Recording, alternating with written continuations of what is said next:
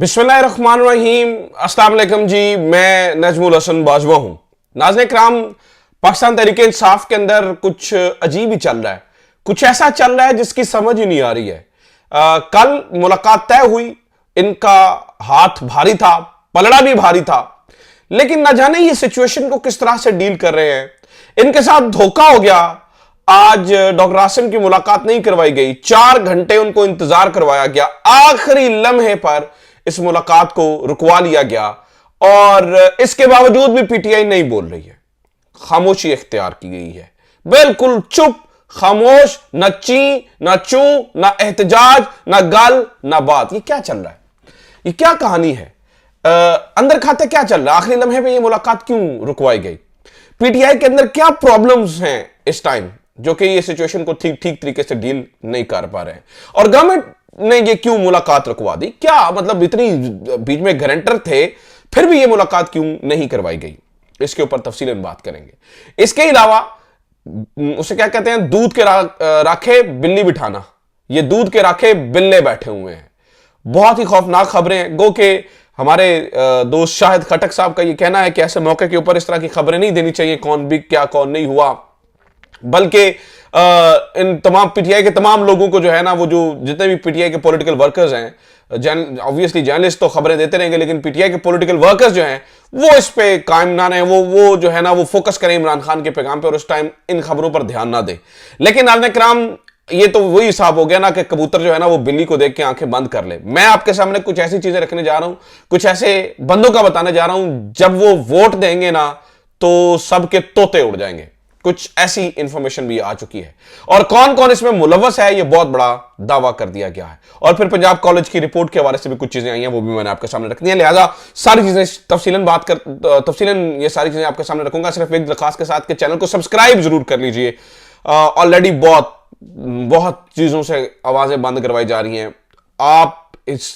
अगर आपको लगता है कि हम सही बात कर रहे हैं, सही गुफ्तगू कर रहे हैं, तो ज्यादा से ज्यादा लोगों तक शेयर जरूर कीजिए। अच्छा सुनिए जनाब, कुछ देर पहले अब मैं आपको बताने लगूं पीटीआई के अंदर क्या चल रहा है। जरा पीटीआई की सूरत हाल आपके सामने रखने लगूं। बैरिस्टर गौहर साहब का बयान आता है, उन्होंने कहा कि today about 4 PM 2 doctors and ENT specialist, ear nose और throat, ENT specialist and medical specialist visited Khan Saab at Adiala jail. We were informed a while ago that Alhamdulillah Khan Saab is in good health and had exercised for today. We shall get medical reports from them soon and I will share with you.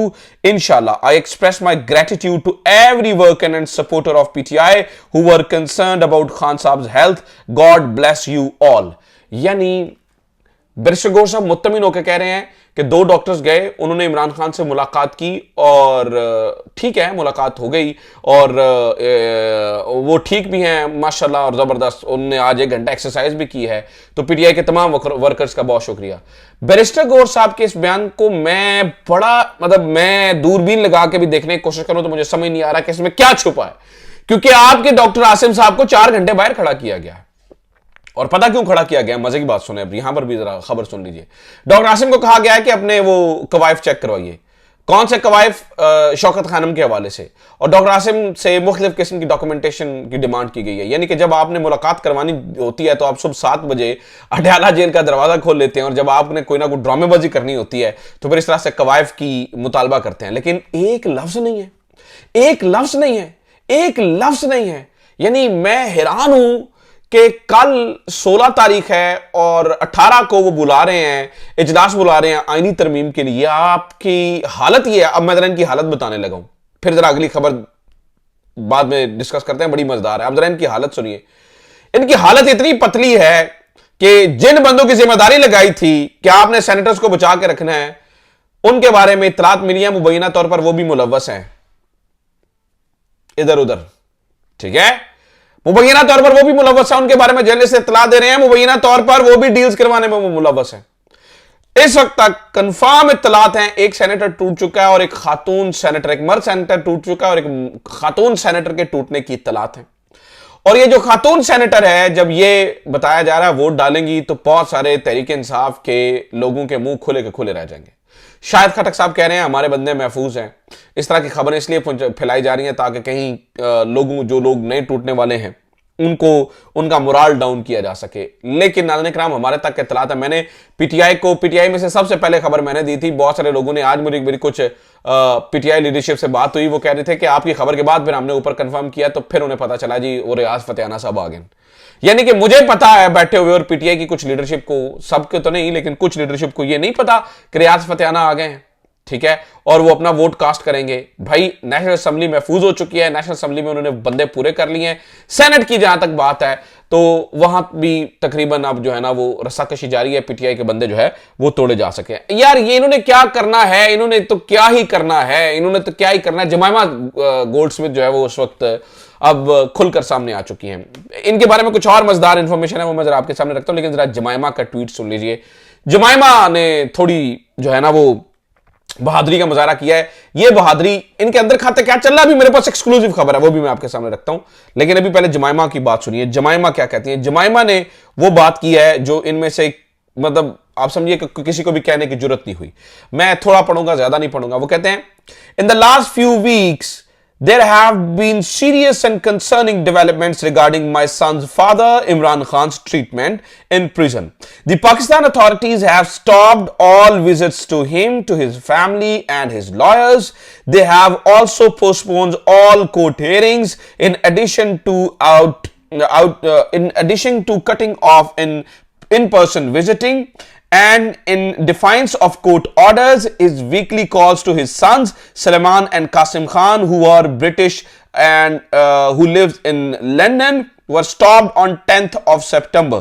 We have received reports that authorities have now turned off the lights and electricity in his cell, and he is no longer allowed to leave his cell at any time.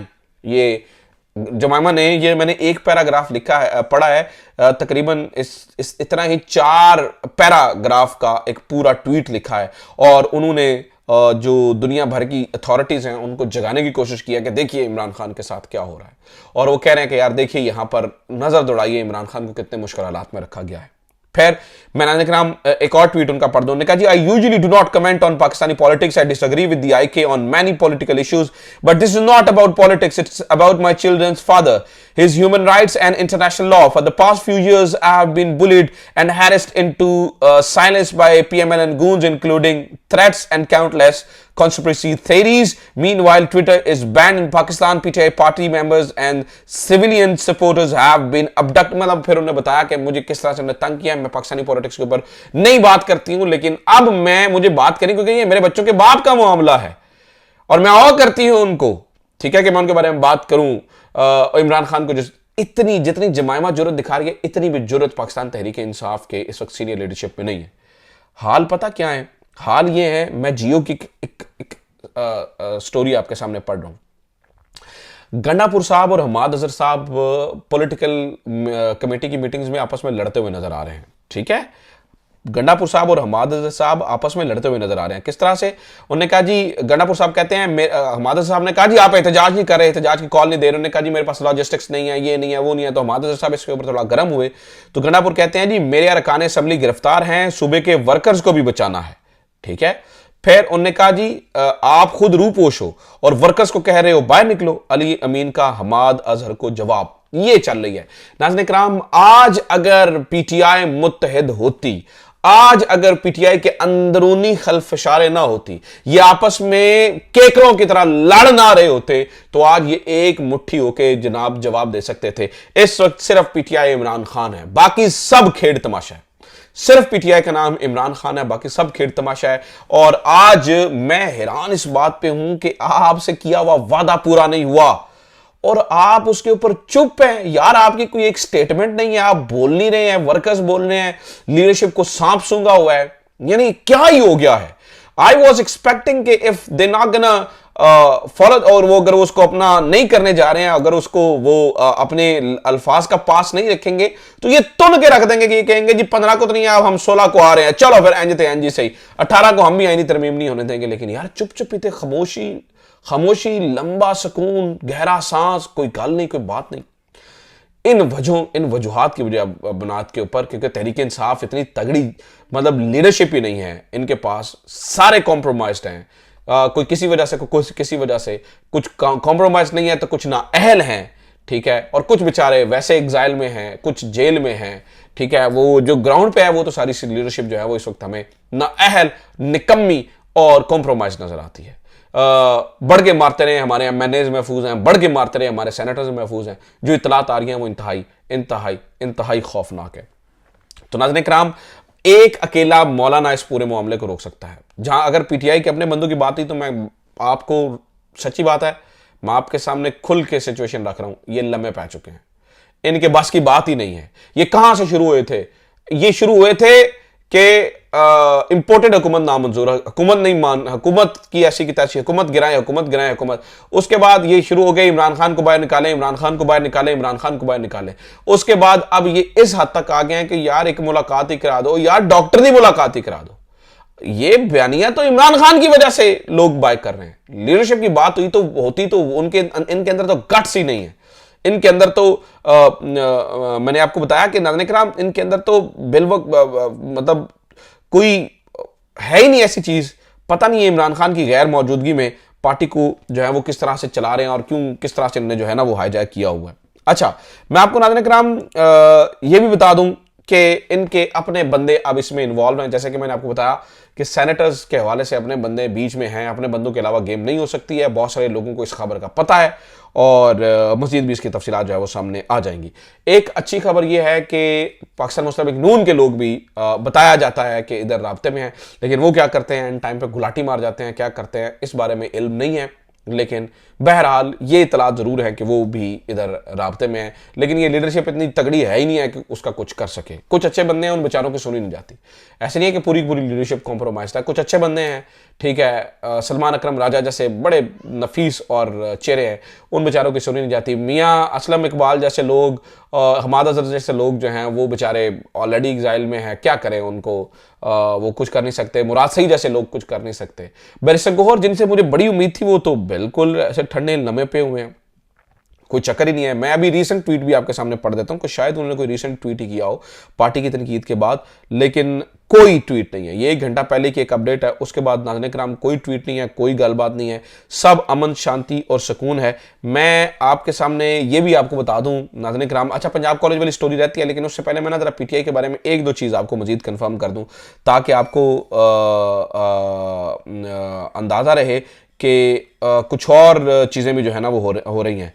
अच्छा जनाब, ख्वाजा आसिफ साहब ने tweet किया है barrister Gauhar साहब की उसके ऊपर, ट्वीट के ऊपर, कि उन्होंने कहा जी today about 4 PM to doctors and ENT। उसके ऊपर कहते हैं गौहर साहब, ख्वाजा आसिफ साहब ने ट्वीट किया है, अल्हम्दुलिल्लाह Gauhar Sahab, we earnestly hope this will put your anxiety to rest, God bless you to.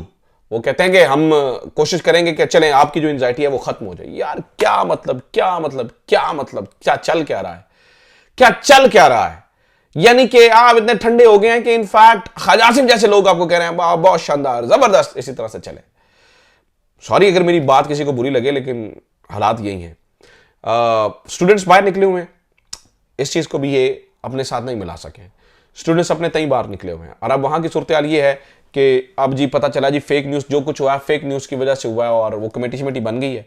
लेकिन जितनी चीज़ें उनके बारे में पता चल रही है, मेडिकल रिपोर्ट जो आ रही है, किसी ने कहा एवर केयर में है, मैंने एवर केयर में आज एक सोर्स से पता किया तो वहाँ पर बताया जाता है कि डाटा नहीं बताता इस तरह का कोई पेशेंट एडमिट हुआ है। इत्फाक हॉस्पिटल की बात है जहाँ पर, तो वो बताया कि और जा रहा है जी कुछ और स्कैन्स कुछ और आ रहे हैं। तो इस स्टोरी के अंदर भी बहुत बड़ा झोल है। देखते हैं कि इसका क्या नतीजा निकलता है। लेकिन स्टूडेंट्स निकले हुए हैं, बड़े जज्बे के साथ निकले हुए हैं और वो कुछ बड़ा कर सकते हैं। लेट्स सी अगले कुछ दिनों में क्या होता है। अपना ख्याल रखिए, खुदा हाफिज़, पाकिस्तान जिंदाबाद।